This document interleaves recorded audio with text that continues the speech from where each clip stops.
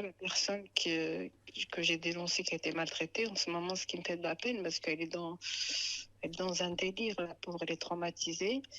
Et ben, ils vont la changer de foyer. Ça me fait trop mal au cœur, parce qu'en fin de compte, c'est elle qui a été victime. Elle est dans un délire, elle crie, elle fait des cris, et puis c'est elle qu'on va virer, quoi, de l'établissement, et ça me fait mal au cœur. Pourquoi? Parce qu'elle dérange en fait, c'est ça? Parce que elle n'a pas été écoutée. C'est quelqu'un qui parle quand même, hein, c'est une personne. Ben, parce qu'elle a peur, elle a été traumatisée, elle a reçu des coups, elle en a parlé, elle doit se dire j'en ai parlé, puis on m'a puni, puis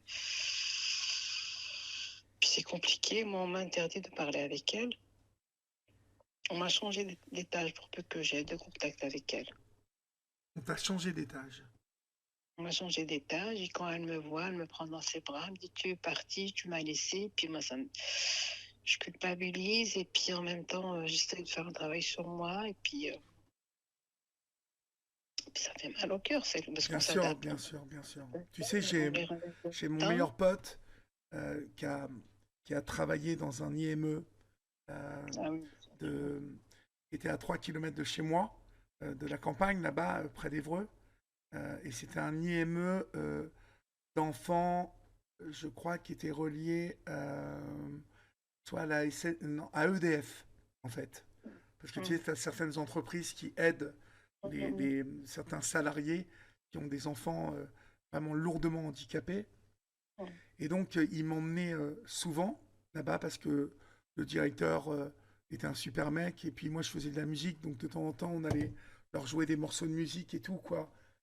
Et ces mômes, ils ont besoin ils ont besoin de tendresse, ils ont besoin de sourire, ils comprennent tout, ces mômes-là. Ils sentent oui, tout. on comprend tous les autistes.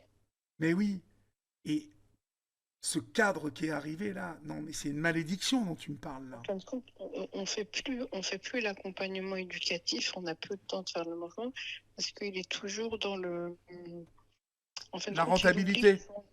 la rentabilité, il oublie qu'ils sont handicapés.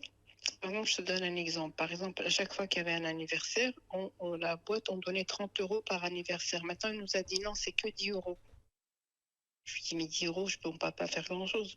Euh, Par exemple, il a retiré le jus de pomme et le jus d'orange. Il y a des familles qui peuvent ramener leurs enfants, mais il y en a d'autres qui sont pauvres. Alors nous, on a décidé, les éduques, de ramener. Il nous a dit non, non, non, non, non, il nous interdit même à nous. Et c'est ça le problème.